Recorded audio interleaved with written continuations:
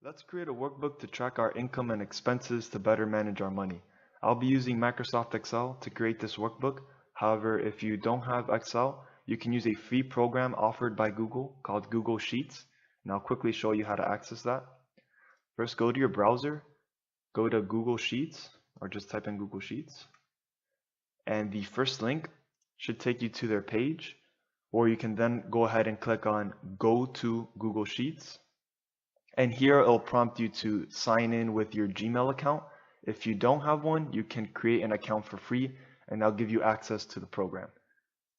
Alright, so to create our budget sheet workbook, we're going to be using our banking and credit card statements, and in doing so, we're going to be as detailed as possible. We're going to record every single transaction of money coming into our accounts and money going out from our accounts. And we're going to use the last 2 months. Okay, so you're going to use the last months and then the one before that. So we're going to have 2 months for the banking and 2 months for the credit card statements. Now, for those who might not understand how to read a bank or credit card statement, I'll quickly go over the statements just to show you what to look for when creating this workbook. I won't go into too much detail. So let's start with the bank statement. Here I have a sample statement. It doesn't matter which bank you use. It's typically all going to be the same, just maybe some terms, the terminology might change. So when you get your bank statements, on the top right around this area, you'll see your statement cycle which will show you the dates from which the statement begins towards the statement ends.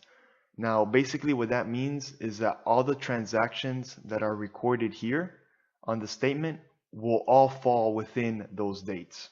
At the top of the page, you'll also see an account summary, which will just show you the overall transactions and their totals. But we're not going to be too focused on that. We're going to be focused on the deposits and other additions and withdrawals and other subtractions transactions. Okay, so the terminology here might be different depending on which bank you use, but you just got to understand that one of them is money coming into your account, and in this case the withdrawals is money going out from your account. And what we're basically going to do is we're going to record each line or each transaction onto Excel just so we can get an idea of where our money is going.